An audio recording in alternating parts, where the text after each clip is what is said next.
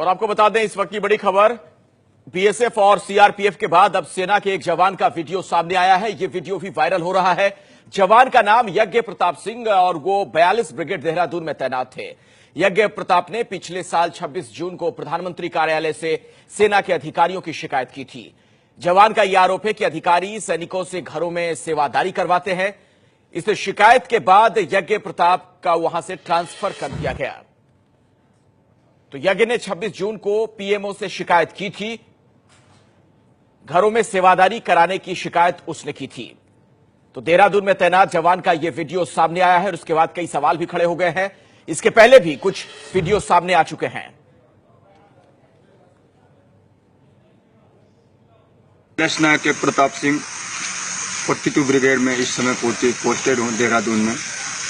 मेरी सर्विस 15 साल है। मैं 15 जून 2016 को एक एप्लीकेशन लिखा था जो राष्ट्रपति, प्रधानमंत्री, गृह मंत्री, रक्षा मंत्री, मानव एवं उच्चतम न्यायालय के पास में भारतीय सेना के में अधिकारियों द्वारा जवानों के शोषण के बारे में एक प्रार्थना पत्र लिखा था, जिसका लेटर प्रधानमंत्री पीएमओ ऑफिस से हमारे ऑफिस में एक लेटर आया, जिससे हमारे ब्रिगेड में हड़कंप मच गया और अधिकारी लोग हमारे ऊपर एक्शन करना शुरू कर दिए।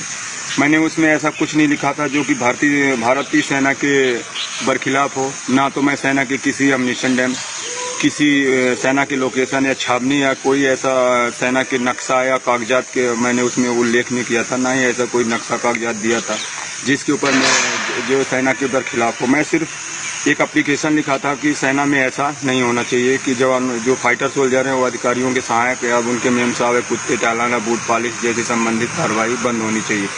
इस बात को लेकर वहाँ से जब प्रतिक्रिया यहाँ पे आई कि क्या हो रहा है, जवान जो बोला वो सही है या गलत है, उसके ऊपर सही, अगर सही है तो कार्रवाई करके उसको सही जवाब दीजिए।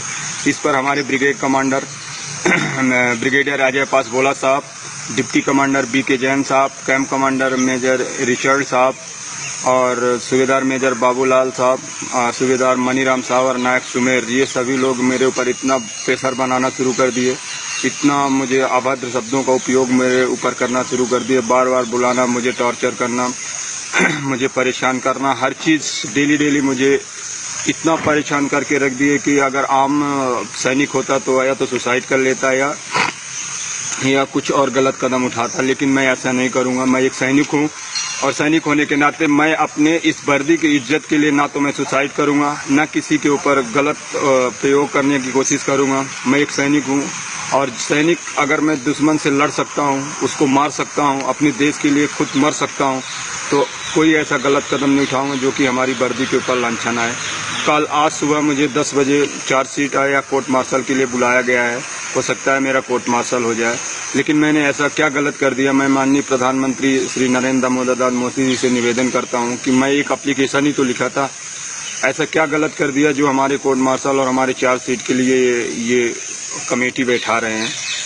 मैं अपने देश के 125 करोड़ आबादी वाले इस देश के नागरिकों से निवेदन करता हूं कि सैनिक सब पहले 125 करोड़ नागरिकों के बीच में से आता है, इसके बाद पैदा होता है वहाँ, इसके बाद सैनिक बनता है, ना कि सैनिक बन के 125 करोड़ के बीच में जाता है।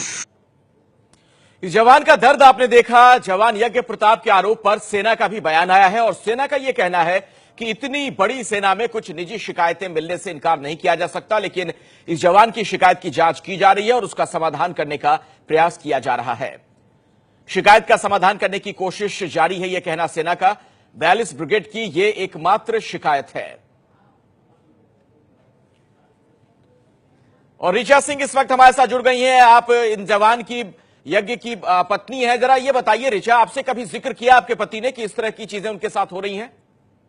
हाँ सर, मेरे साथ ये जिक्र किए और बोले भी। मैंने उनका समाधान करने के लिए मैंने बोला कि आप ऐसा करिए, अगर इससे सरकार नहीं कुछ करती है तब तो ठीक है, चलो ठीक है, कोई बात नहीं, लेकिन आज मेरे देश के लिए मैं कर रही हूँ और पूरे देश के लिए कर रही हूँ, क्योंकि अगर अगली पीढ़ी वहाँ देश में जाए और भर्ती हो और देश के लिए मर मिटे, तो मैं यही चाहती हूँ कि इसका समाधान होना चाहिए, इसका निर्णय निकलना चाहिए, क्योंकि मैं उनके साथ। ऋचा ये बताएं, ये वीडियो कब बनाया था यज्ञ ने आपसे, अगर उन्होंने जिक्र किया हो? क्योंकि ये वीडियो तो पुराना, ये जो बातें उन्होंने की थी, शिकायत की थी, वो तो बहुत पहले की थी। हाँ, वीडियो अभी ये बनाए हैं, आज 3 महीने की बात है। अच्छा, करीब 3 महीने पहले वीडियो उन्होंने बनाया था। हाँ, 2-3 महीने की बात है वीडियो। अभी वो छुट्टी आए थे 15 दिन के लिए, मुझे देख के गए ये वीडियो जी। और मैं ये वीडियो कल वो लोग आए थे, आज तक वाले न्यूज वाले आए थे, मैंने उनको दिए और वो लोग किए हैं और मैं उनका समस्या का समाधान करना चाहती हूँ। सर, आपसे गुजारिश है, मेरा ये मत कर देना, इसे दबा मत देना, क्योंकि ये अधिकारी ऐसे परेशान करते हैं। अगर भविष्य में कोई भी अपने किसी का बच्चा, किसी का भाई, किसी का बेटा फौज में जाता है तो यही सब लोग सोचते होंगे कि मेरा बेटा फौज में गया है, मेरा बेटा सरहद पे गया है। सही कह रही हैं आप ऋचा। ये बताइए, आपके पति हैं कहाँ अभी? मेरे पति फतेहगढ़ में है सर। वो जाने वाले, उनकी 14 राजपूत की यूनिट ग्लेशियर में है, लेकिन वो उनको वहाँ से सीओ बोला कि यहाँ मत आना, तुम सेंटर जाओ। वो वहाँ सेंटर में है और वहाँ आज मोबाइल उनकी ले ली गई, 11 बजे रात को ले ली गई और उन्हें वो बोला गया कि मार दिया जाएगा, काट दिया जाएगा, धमकी दी। डिप्टी कमांडर बहुत ही बड़े आरोप लगा रही हैं। किसने ये कहा, जरा हमें बताएं। आप कह रही हैं कि उनसे मोबाइल ले लिया गया आपके पति से, उन्हें मार दिया जाएगा, इस तरह की धमकी दी जा रही है। क्या है ये पूरा मामला? ये पूरा मामला डिप्टी कमांडर का है, कमांडर का है और एसएम का है। अच्छा, आपके पति को क्या धमकी दी जा रही है? हाँ, धमकी दी जा रही है, मोबाइल ले लिया गया है। आप चाहे तो चेक करवा सकते हैं जहाँ से भी, क्योंकि मेरे पति ने 1 सेकंड के लिए मुझे कॉल किया था, बोला ऋचा मैं बात नहीं कर सकता, मेरी मोबाइल मेरे पास नहीं है, ऐसे ऐसे बात है, तुम फोन लगा के ऐसे ऐसे बताना। हमने कहा ठीक है, मैं बताऊंगा। आखिरी बार कब आपकी बात हुई है ऋचा आपके पति से?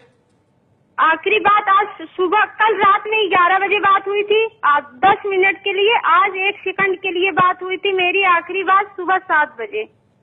तो लैंडलाइन से फोन किया था उन्होंने? आप कह रही हैं कि मोबाइल उनका ले लिया गया है, कल रात में ले लिया हाँ, गया। तो नहीं, किसी दूसरे के फोन से फोन किए थे, मुझे ये नहीं पता किससे फोन किए थे, लेकिन दूसरे के मोबाइल से फोन किए थे। तो आपने कहा कि जो सुबह बात हुई थी ऋचा, बहुत छोटी सी बात हुई थी, क्या कहा उन्होंने उस दौरान आपसे?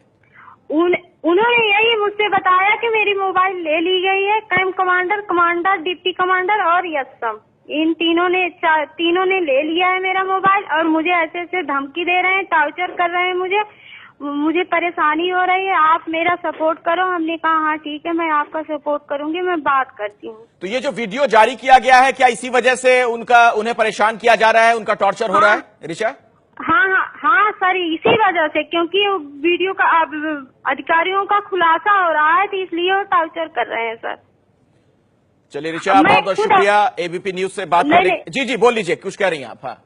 हाँ, मैं कुछ कहना चाहती हूँ। मैं खुद अपनी आंखों से देख के आई हूँ सर, मैं खुद अपनी आंखों से देख के आई हूँ। 2 साल मैं देहरादून में रही, तो उनके साथ में मैंने खुद अपनी आंखों से देखकर, किसी की पत्नी, किसी का बेटा, किसी का भाई अगर जाता है तो अगर उसकी पत्नियों से पूछा जाए कि तुम्हारे पति फौज में क्या करते हैं, तो वो जवाब नहीं दे सकती कि मेरा पति क्या करता है। अगर ऐसे करेंगे तो देश कैसे चलेगा?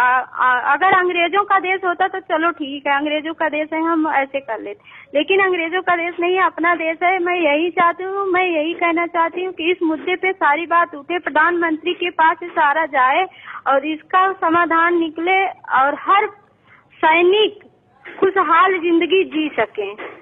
बहुत बहुत शुक्रिया ऋचा एबीपी न्यूज से बात करने के लिए। तो एक फौजी की पत्नी का दर्द आपने देखा, जो कुछ कहना यज्ञ का वो हमने आपको सुनवाया, किस तरीके से ये परेशान है। तो सेना के जवान का वीडियो सामने आया है और उसके बाद पत्नी का ये इल्जाम कि अब इन्हें प्रताड़ित किया जा रहा है, यज्ञ को इनसे इनका मोबाइल फोन ले लिया गया है और धमकियां भी दी जा रही हैं, तमाम संगीन आरोप लगाए गए हैं।